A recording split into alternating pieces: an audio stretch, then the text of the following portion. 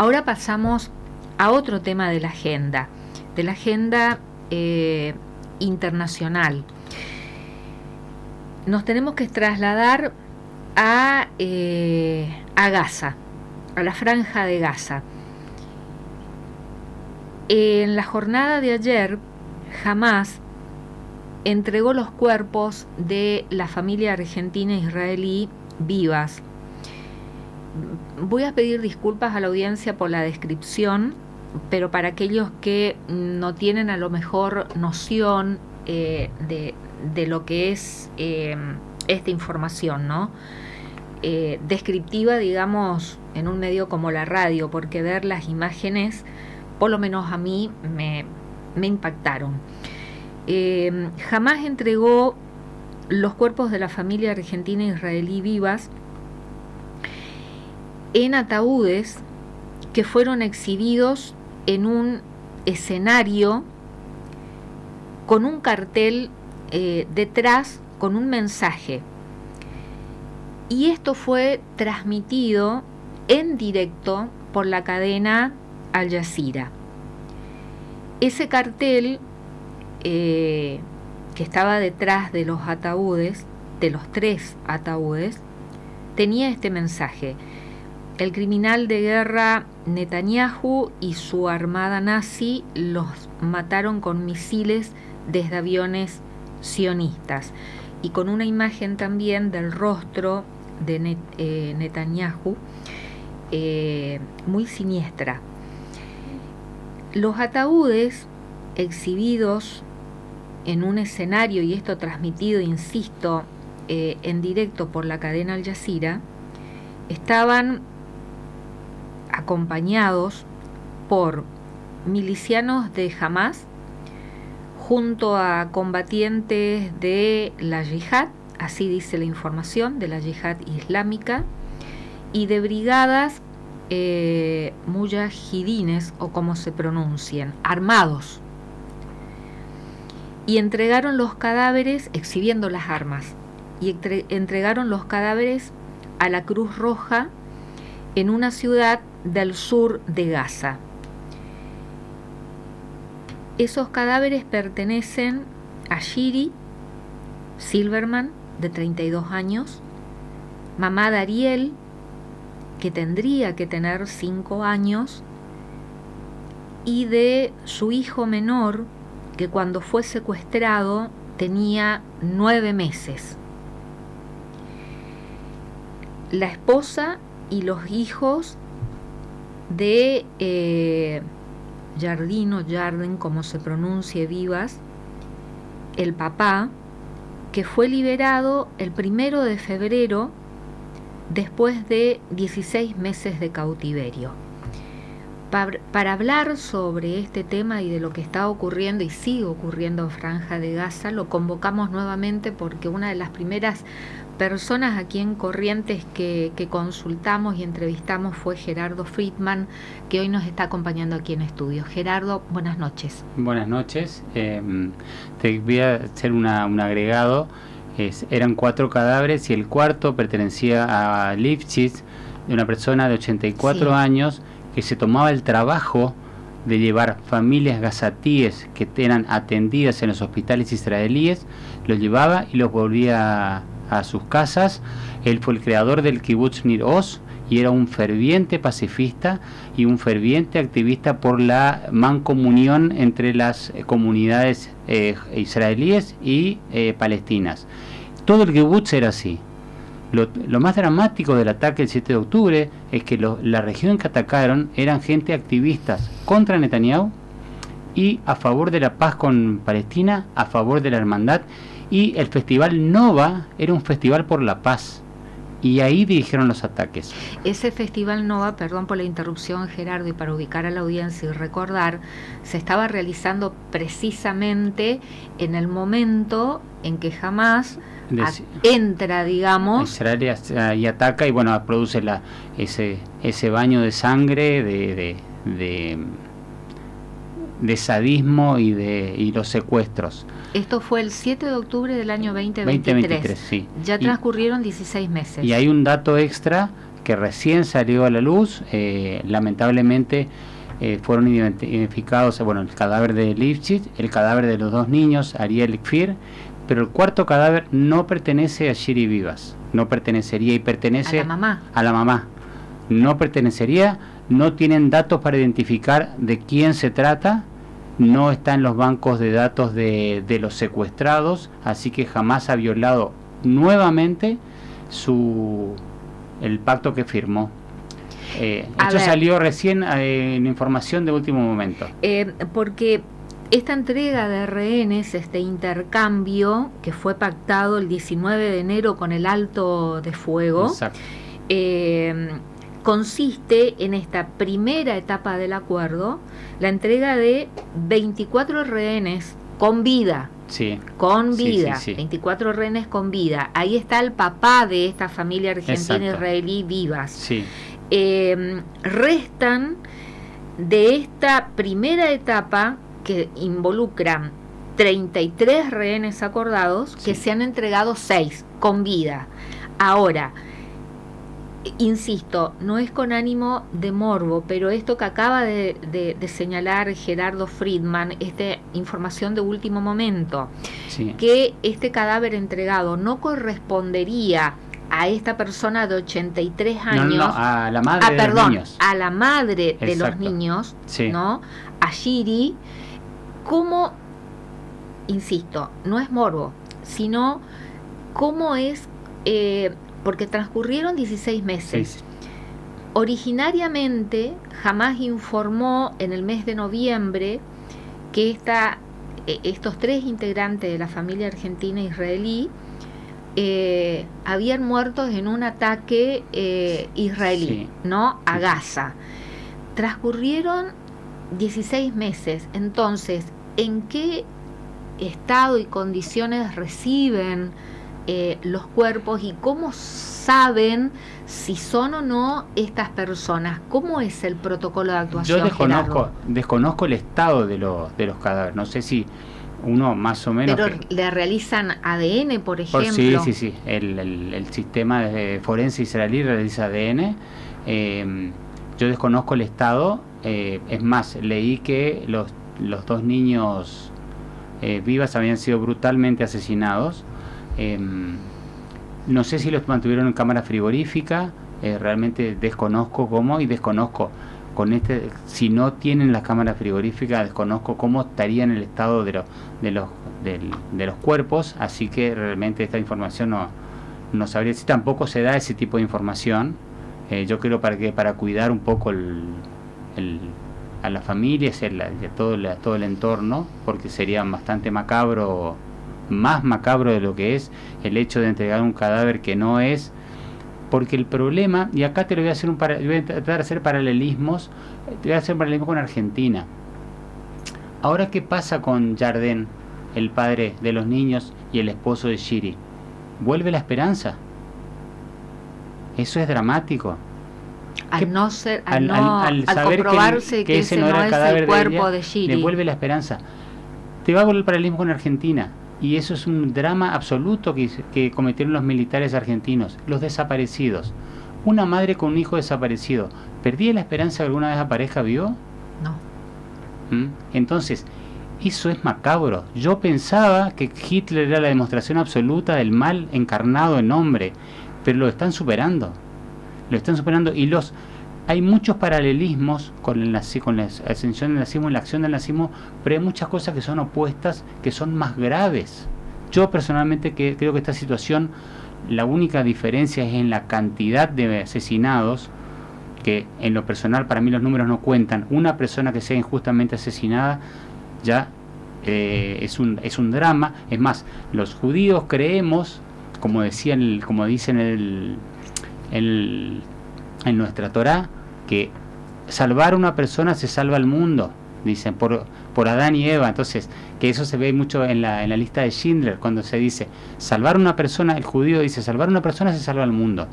Ahora, asesinar a una persona también se asesina al mundo. Entonces, yo veo que hay muchas cosas diferentes a lo que pasó en la Alemania nazi que lo hacen más grave.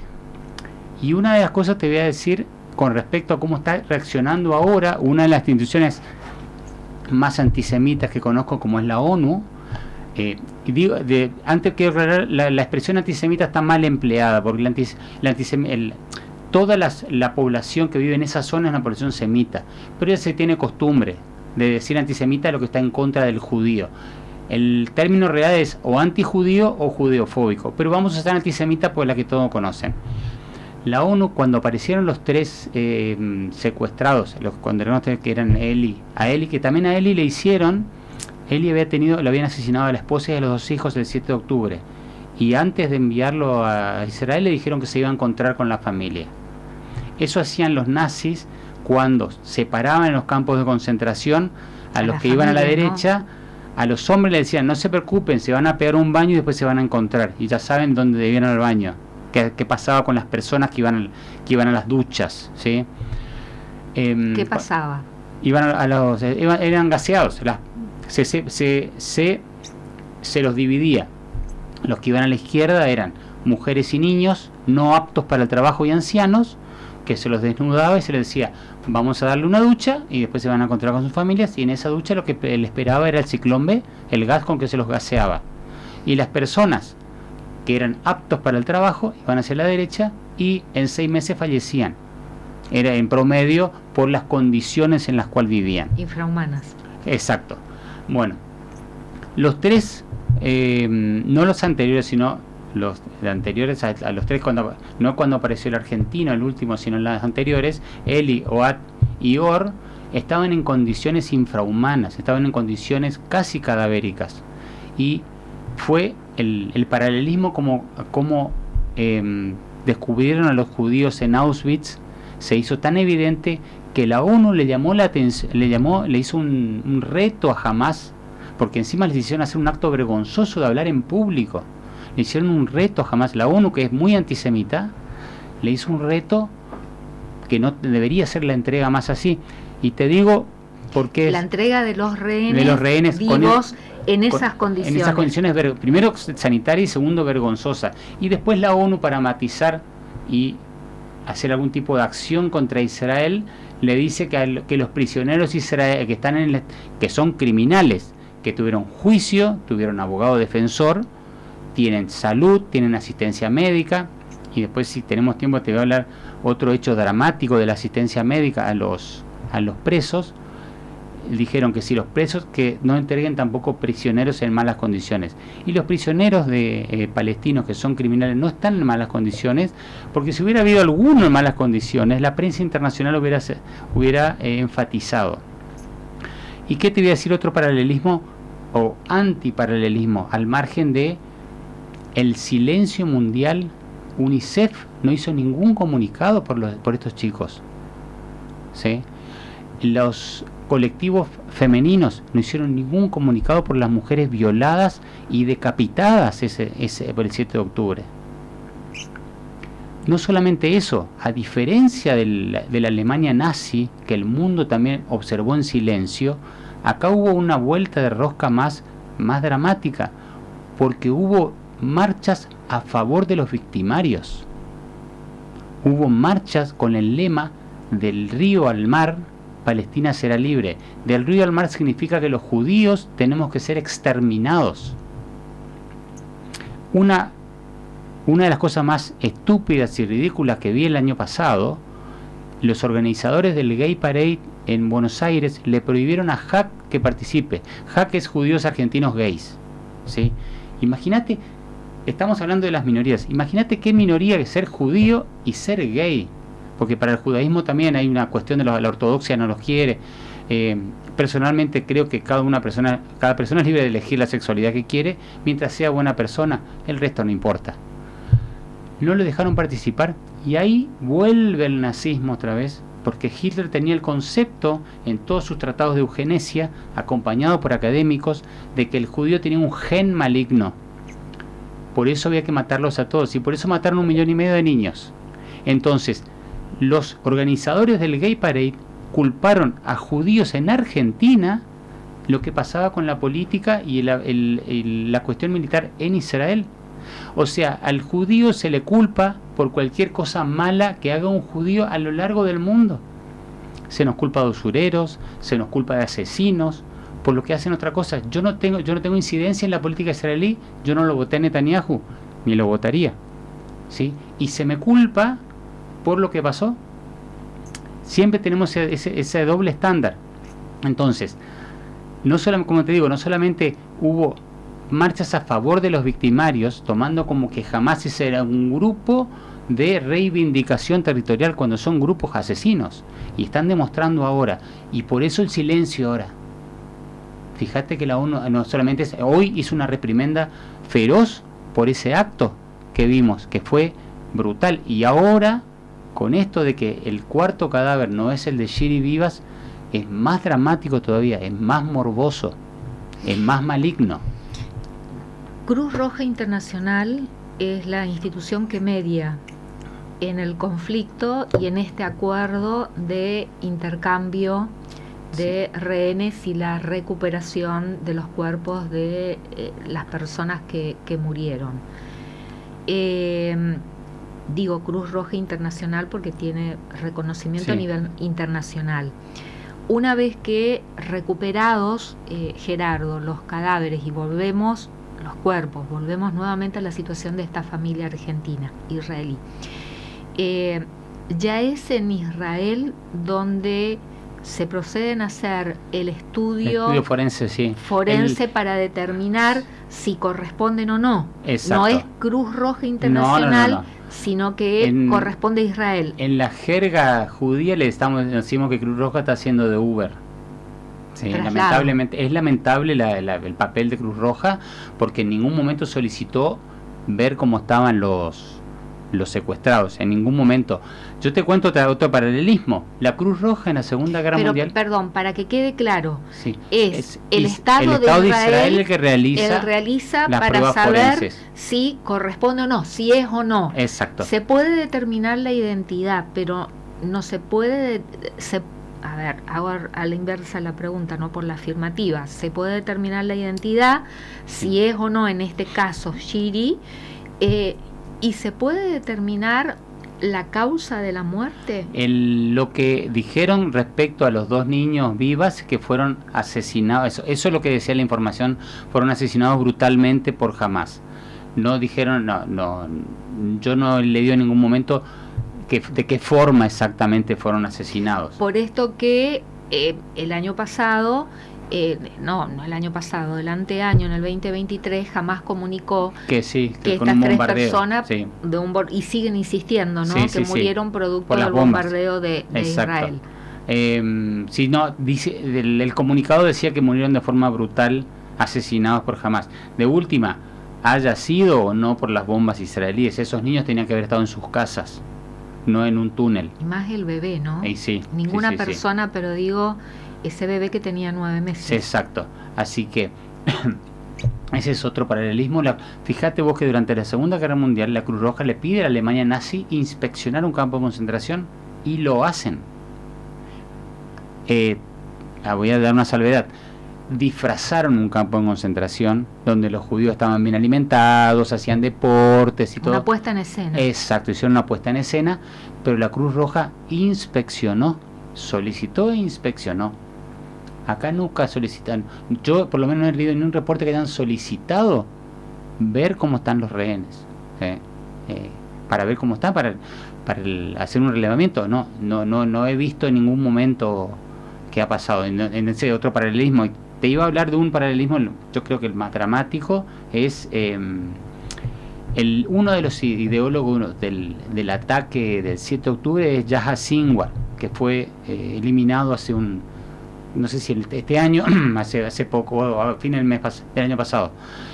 Yahya Sinwar cumplía cadena perpetua en una cárcel de Israel y fue intercambiado con el soldado Gilad Shalit, que pasó 5 años secuestrado en Gaza, y se llegó a un acuerdo de intercambiar 1000 prisioneros palestinos por el soldado. Él se le descubre un tumor cerebral en la cárcel, o sea, ya te da una pauta que llevan controles médicos, se lo opera y se lo salva. ¿Sí? Cuando sale de la cárcel, planea el ataque del 7 hay dos cosas fundamentales. Primero, porque estaba en prisión Sinwar. Sinwar estaba en prisión por haber asesinado civiles.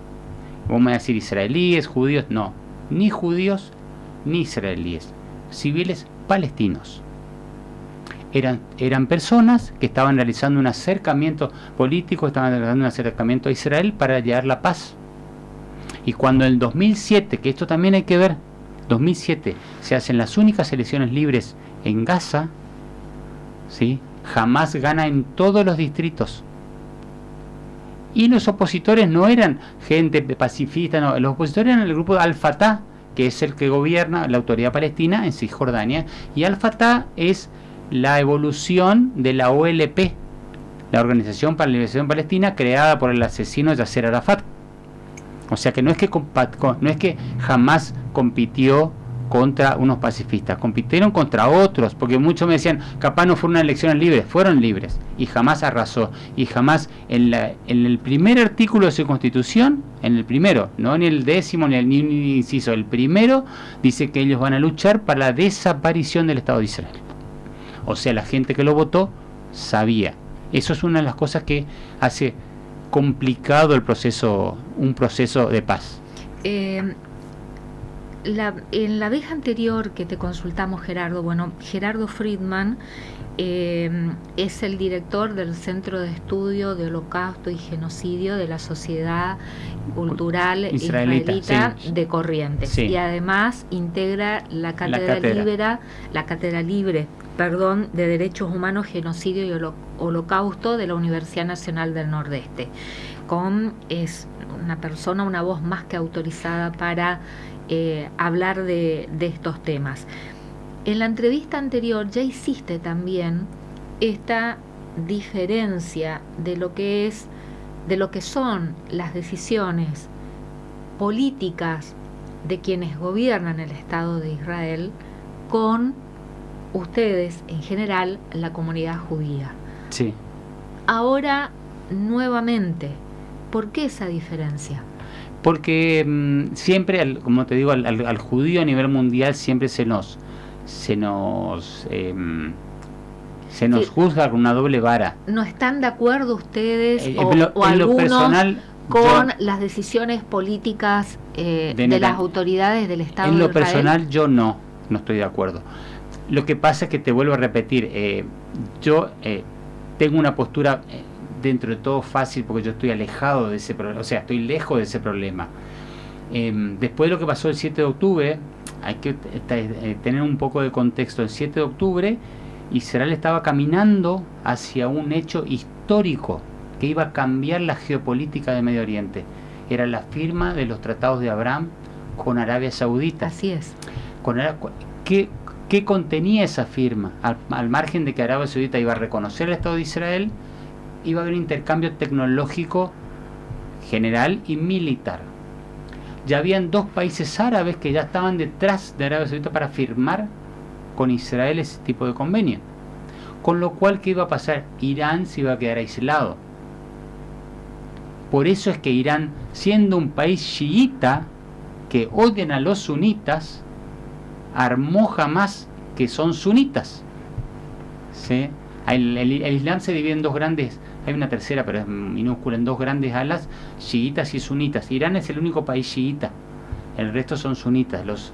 Yo siempre pensé que los terroristas eran todos chiitas porque son mucho más fundamentalistas y ortodoxos, pero con Bin Laden se cambió todo porque si Bin Laden era sunita.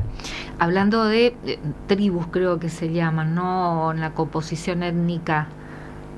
Sí, todo nace cuando muere Mahoma, que él no designa un sucesor. Están los que creen, él tenía creo que el cuñado o yerno, que se llamaba Abu Bakr, que él le dice en el último rezo cuando estaba vivo que lo haga él.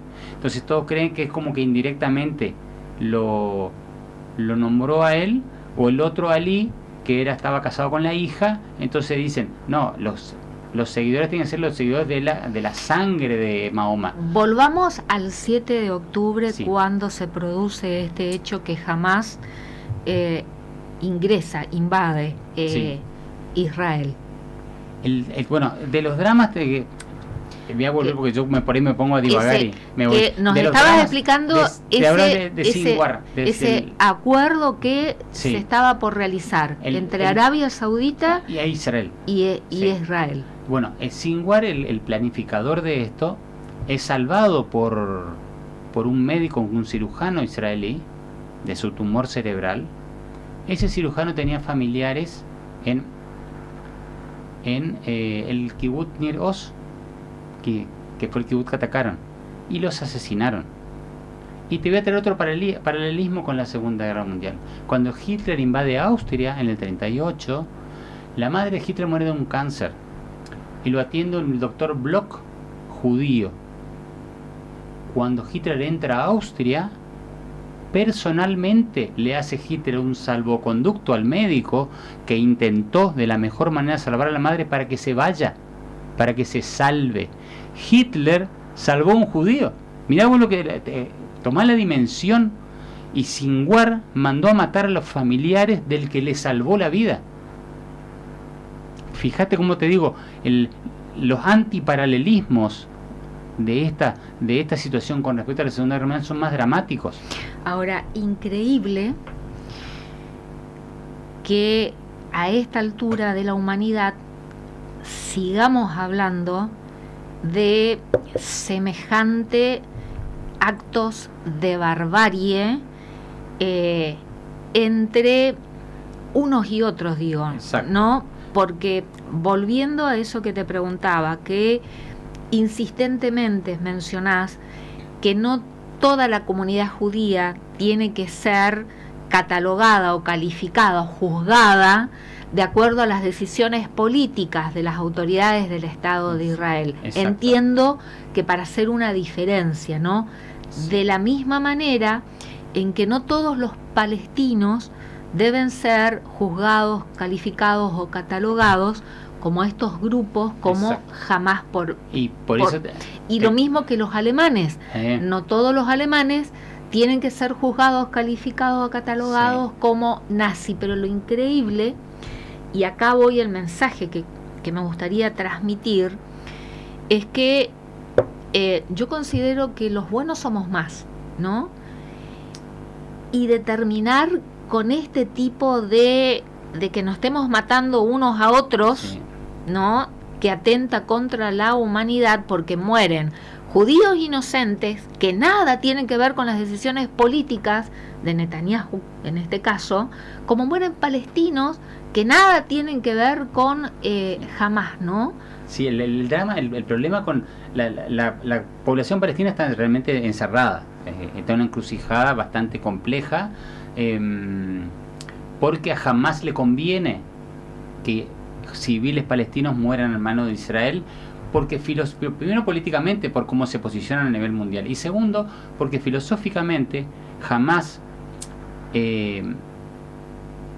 ¿cómo se llama? Está en lo que se llama la yihad. ¿Qué es la yihad islámica? Y ahí te vuelvo a decir, ellos son mujahadines. Mujahadines es el combatiente. Ahí está eso que no me salía, ¿no? Que estaban también milicias mujahadines. Es el combatiente de la yihad islámica. El guerrero. La sharia, claro, el guerrero. La yihad islámica es la guerra santa. ¿Contra quién? Contra el no creyente. O sea, eso es lo que a mí me pone un poco loco, porque el día que el brazo armado sería. Claro, el día que, esperemos no pase, nos exterminen a todos los judíos, van a ir por los católicos. Es así. El yihadista, lo único que le interesa es el musulmán creyente. Ahora, Gerardo, ¿qué entendés? Porque estamos hablando, esto viene de siglos. Sí. ¿No? En esto que mencionabas, hasta Mahoma. Viene de siglos. ¿Por qué no se puede lograr ese acuerdo de paz? O cada vez que están próximos a un acuerdo sucede algo, porque también cuando te entrevistamos en octubre del año 2023, cuando sucedió este desembarco de Hamás, ¿no? en Israel, te decía que parecía muy extraño que Franja de Gaza, con los cuidados que siempre tiene el Estado de Israel en una zona más que caliente y custodiada la frontera, que hayan podido ingresar de manera tan fácil. Entonces, en tu inteligencia, con todo el estudio que tenés, con tu formación, ¿por qué es que seguimos en esta situación de conflicto, de guerra, de muerte y de exterminio? A nosotros nos asombró mucho, no solamente a mí, sino a todos mis amigos, que estando tan cerca de firmar un pacto, se hayan descuidado. ¿Descuido? Descuido. ¿O intencionalidad? En realidad yo no lo sé, no lo desconozco. Por ahí tengo conjeturas, pero son todas conjeturas así muy tomadas de los pelos, con pinzas, pero realmente asombra que un país con tanta tecnología, un país con un sistema de servicio secreto y de espionaje, exacto, y de tan avanzado, lo que hicieron con Hezbollah, una pauta, fue un trabajo de más de 2 años con los Viper. Todos creen que fue que pusieron los dispositivos explosivos en los Viper para que causarles primero daños, algunos muertes a los líderes. Decían, me contaban allá amigos de Israel, que muchos de Hezbollah tenían miedo hasta de prender el aire acondicionado por el control remoto. Pero en realidad no fue para causarles daño por los Viper. Lo que hace la inteligencia israelí es: vamos a evitar que se conecten por celulares para que tengan que reunirse físicamente, y ahí es donde con una bomba asesinan a toda la cúpula de Hezbollah. O sea, los impulsaron. Entonces, teniendo todo ese sistema, ¿cómo puede ser que de una forma, diríamos, cavernícola? Porque rompieron el muro y entraron con autos, con los sistemas de alerta. De una manera muy primaria, muy primitiva, muy rústica y primitiva, jamás logra ingresar a territorio de Israel. Eso, como mínimo, es muy llamativo. Es llamativo. Que hayan encontrado en esa franja, sí, tan débil la frontera, exacto, para entrar de una manera tan fácil, por todo lo que estás diciendo. Hay algunos justificativos. Dicen que Netanyahu tiene en su gabinete mucha gente de la ortodoxia religiosa y que estaban realizando algunos actos en la zona de Cisjordania y que el ejército los tiene que custodiar. Es como que estaban abocados a esa zona. Para mí en lo personal me parece muy raro, más con todos mis amigos no podíamos entender qué pasó. O este estado de enfrentamiento nuevamente y bélico, en cierta manera le favoreció para permanecer más en el poder, porque también estaba no sé, yo creo siendo muy cuestionado. Sí, estaba muy cuestionado. Es más, muchos analistas decían que si se presentaba una elección unos poquitos antes, perdía. Es más, mis amigos en Israel, mis parientes y mis amigos son opositores a Netanyahu, y había marchas, no te diría todos los días, pero por lo menos 3 veces por día. Le hicieron retroceder tenía que mandar una ley para modificar la Corte Suprema de Justicia, para mover la justicia. No sé si nos trae un paralelismo con lo que pasa en Argentina, que el presidente se siente poderoso, quiere modificar la justicia. Quería hacerlo y lo hicieron retroceder con las marchas. Mis parientes y mis amigos iban a esas marchas. Y continúan las manifestaciones también pidiendo paz, ¿no? Sí. De lo que hablo con mis amigos ahí, lo que veo es, si bien hay un consenso que hay hoy en Israel, es que se decida en ataque en Irán, porque Irán es la cabeza de pulpo. Irán es el que mantiene a los hutíes, a Hezbollah, a Hamas, a todos los atacantes de Israel. De alguna forma tienen que, y yo creo que Trump está colaborando con eso. Ese es el consenso, pero yo te vuelvo a repetir, yo no sé si hoy se presenta Netanyahu en la elección, si ganaría. Yo personalmente creo que no. Es mi forma de ver, de analizar lo que me están comentando mis amigos. Me puedo equivocar, pero creería la pregunta, Gerardo, de ¿por qué tantas décadas y décadas de seguir con ese problema, con esta guerra, y en donde mueren tantos inocentes? Yo creo que tiene que ver el fanatismo sin sentido. Fíjate que ¿A quién le conviene esto? ¿A quién le conviene mantener este estado de enfrentamiento, de guerra? a mí que me asombra, por ejemplo, son estados como Qatar, que son estados que mantienen ahora se pusieron entre los mediadores, pero durante mucho tiempo mantuvieron económicamente a los terroristas. Es más, Haniyeh, que es el primer líder de Hamas, que es eliminado en Irán. No sé si recuerdan que a principio del año pasado el presidente de Irán tiene un accidente en su helicóptero en una zona kurda.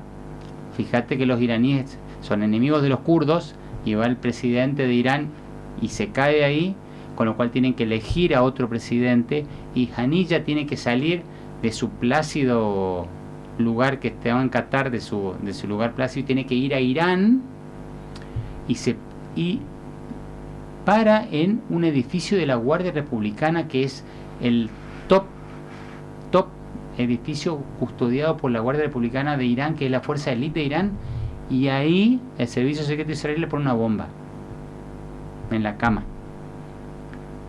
lo elimina a Haniyeh. Haniyeh tiene una hija que fue tratada de leucemia en Israel, al margen de un comentario. Entonces, todo ese servicio de inteligencia a mí me hace mucho ruido con lo que pasó el 7 de octubre. ¿Por qué es fundamentalismo religioso? Es religioso, yo estoy convencido que es religioso. Probablemente, ¿Y a esta altura, en este siglo y todavía con este fundamentalismo? ¿O también yo te voy se mezclan? Puede haber intereses disputas, armamentísticas, puede haber intereses de narcotráfico, ¿cómo se llama? Muchos de los que tomaron Afganistán ahora, los mujahidines que volvieron a tomar Afganistán, los ultrarreligiosos, son mantenidos muchas veces por la venta de hashish, así que tiene mucho eso que ver, pero también tiene que ver la parte religiosa. Te vuelvo a repetir, jamás busca que mueran muchos civiles. ¿Y por qué busca esto? Lo comentaba Harari, porque el musulmán que muere en la yihad es un mártir, ¿sí? Entonces ellos quieren llenarse de mártires, por eso no tienen ningún tipo de empacho de usar a la pobre población civil que no tiene nada que ver. Y eso te traigo relación a lo que me decía Birmacher, los islamonazis, para distinguir al musulmán de a pie, que no tiene nada que ver con esta gente que se lo caratula muy bien. No sé si te vuelvo a repetir si eran como nazis, porque quizás la distinción es que, y eso venía pensando cuando venía, dice, los mataron por el solo hecho de ser judíos. Y yo voy a corregir eso, lo mataron por el solo hecho de no ser musulmanes. Porque como te repetía, el día que nos exterminen a nosotros, Dios quiera que no pase, van a ir, es más, van por la religión católica. Los católicos en esa zona no la pasan nada bien, ¿sí? Porque la sharia es eliminar a todo lo que no sea musulmán. Deja a mí, ¿no? Me deja una sensación de mucha angustia y de impotencia, porque escuchar hablar, digamos, que se utilice la estrategia de élite para asesinar al líder de una organización terrorista en estos tiempos, ¿no?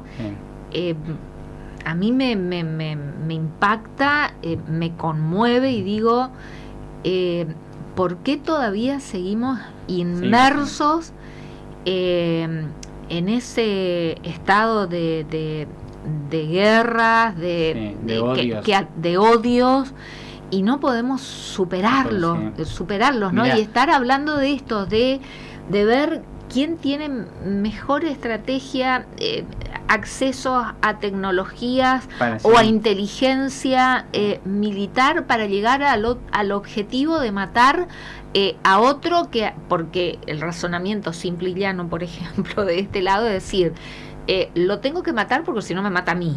Exacto. ¿No? Sí. Entonces, y de obligar al mundo a decir, o nos ponemos del lado de quién, como ese boca arriba, pero ¿no? Y en realidad tenemos que estar del lado del judío, del palestino, del musulmán de a pie, que nada tiene que ver, pero que es el que en definitiva termina muriendo. Fíjate vos que un poco de luz, de esperanza vi, que recordar que la semana pasada Hamás amenazó de no seguir entregando, porque según la visión de ellos, Israel no estaba cumpliendo. Entonces Trump se puso duro, se puso firme, y Netanyahu también, y solos ellos volvieron a la negociación. O sea que habría como una especie de inicio de... hoy estuve leyendo que dice Hamás entregaría a todos los rehenes de una, como que hay una segunda fase que habría que profundizar. Claro, en esta primera etapa del acuerdo faltarían 6 rehenes vivos para completar los 33, ¿no? Y te quería hacer una también que venía pensando cuando venía acá.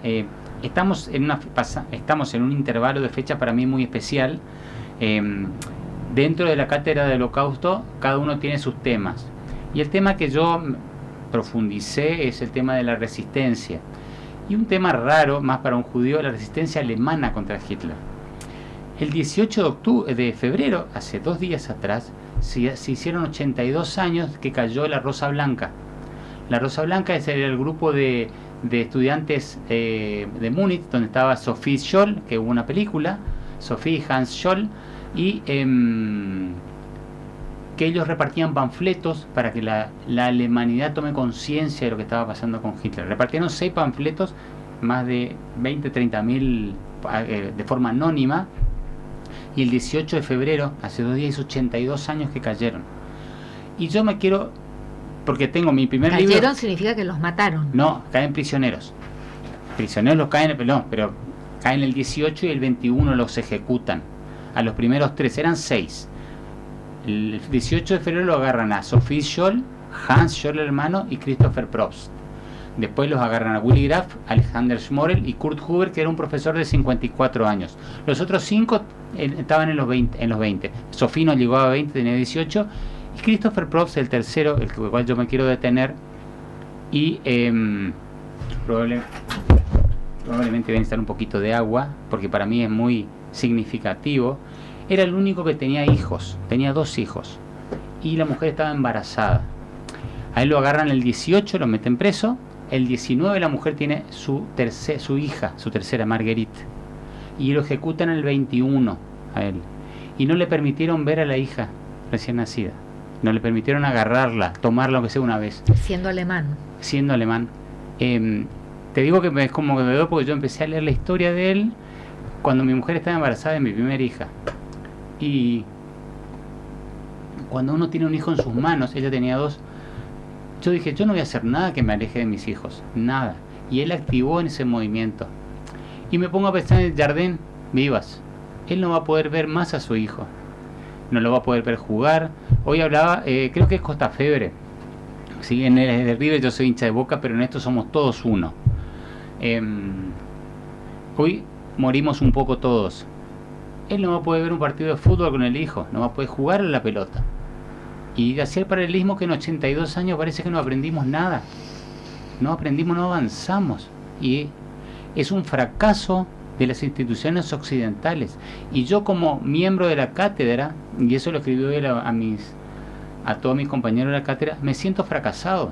Porque una de las cosas que nos decía Héctor y que repite mucho Álvaro Héctor Zimmerman y Álvaro Monzón, que ellos dicen que nosotros tenemos que participar y enseñar, porque dice, para que mis nietos y los nietos de mis nietos no sufran los que los judíos en Alemania del 30. Y lo pasó otra vez. O sea que uno realmente se le viene el mundo abajo porque dice, ¿qué hicimos mal? Porque pasó otra vez. Por eso Gerardo decía, y ahí me salió cuando vos me dijiste la palabra frustración, ese es el estado de decir, otra vez estamos en la misma. Cuando hoy decía, parece increíble que estemos haciendo estas analogías y estas comparaciones de la Alemania nazi, trasladando a lo que está ocurriendo ahora en la franja de Gaza con este tratamiento tan inhumano, y de lo que vos acabás de mencionar, el fracaso de las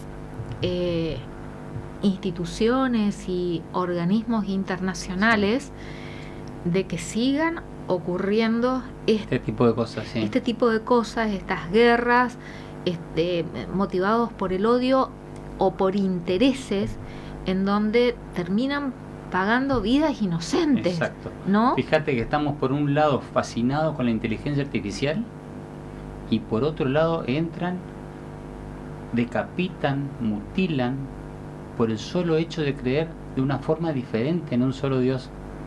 Y realmente es increíble.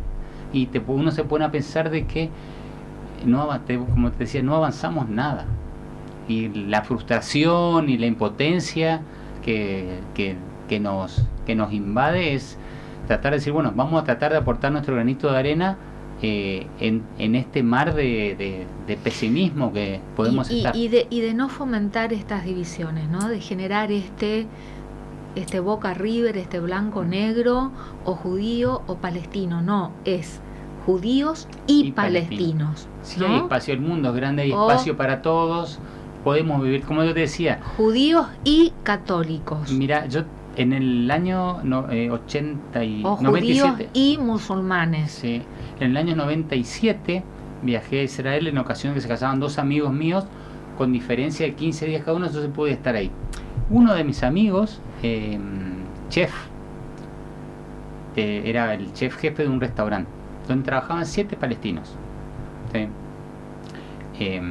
Yo me iba y estaba con ellos, con los palestinos. Así debe ser. Pero es más, en la fiesta de casamiento de mi amigo... Eso no tiene que ser una excepción y una extrañeza, debe ser parte de la normalidad.